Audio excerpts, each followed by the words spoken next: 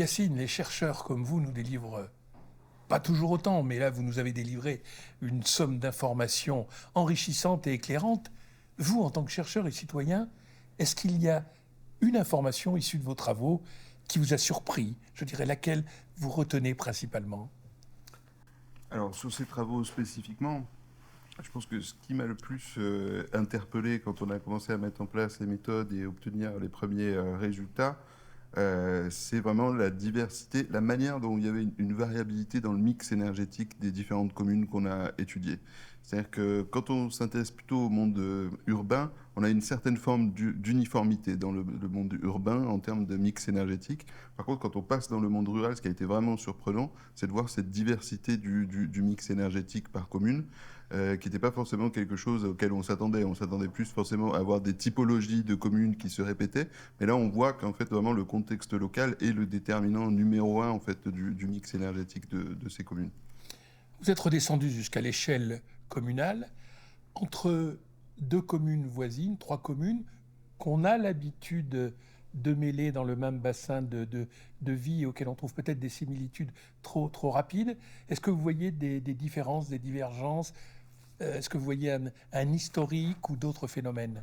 Il y a déjà les notions de densité au sein d'un même bassin, c'est-à-dire qu'on va avoir éventuellement un grand bourg qui va peut-être être alimenté par du gaz, et puis autour de lui, des communes qui vont se structurer autour de cette aire d'attraction, mais qui ne vont pas forcément partager les caractéristiques de la commune principale. Donc je pense que cette diversité, elle se voit plutôt de manière concentrique, c'est-à-dire qu'il y a différents cercles qu'on élargit autour des zones d'attractivité et autour desquels, en fait, il peut y avoir des choses communes, mais dans les communes qui sont dans un même cercle, dans un même diamètre autour. Et donc plus on s'éloigne, en fait, plus on va avoir des différences qui vont apparaître dans les communes.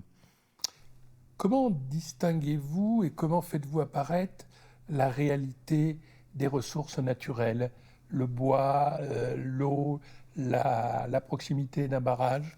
Bah, en fait, en France, on a quand même la chance d'avoir des ressources cartographiques très développées, hein, notamment grâce à l'IGN, donc l'Institut géographique national, qui produit en fait des données.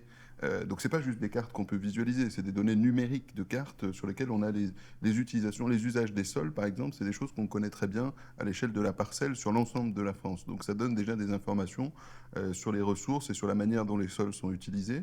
Et en plus, depuis la loi sur la transition énergétique de 2016, on a une mise en open data d'un grand nombre de données fournies par les grands instituts, que ce soit l'INSEE, l'IGN, j'en ai déjà parlé, des agences spécialisées dans les questions de l'énergie qui permettent justement, en combinant ces différentes sources de données, de faire émerger ces informations de description à la fois des consommations et aussi des potentiels énergétiques. Vous portez finalement un discours optimiste pour la transition énergétique à partir d'un raisonnement. Voilà, nous avons les données, nous connaissons la situation. Ça sera sans doute un peu long et pénible, mais si je peux m'exprimer ainsi, il n'y a plus qu'à. Alors, effectivement, mais le il y a plus qu'à, on pouvait peut-être le dire déjà il y a 10 ans aussi, d'une certaine manière, parce que peut-être on avait moins de finesse sur la compréhension des problématiques et des enjeux, mais en tout cas, la partie sur les solutions, entre guillemets, on la connaît depuis longtemps, et donc l'optimisme, il est lié d'une certaine manière à notre capacité en termes techniques, humains, à mettre en œuvre ces changements. Par contre, il faut le tempérer par un réalisme du chemin qui nous reste à parcourir par rapport à ce qu'on a déjà parcouru depuis le moment où on a pris conscience qu'il fallait changer. Et donc, voilà, il y a un optimisme sur les possibilités, mais il y a aussi un réalisme à avoir sur l'avancée qui est encore trop lente aujourd'hui de ces modifications et de ces transformations.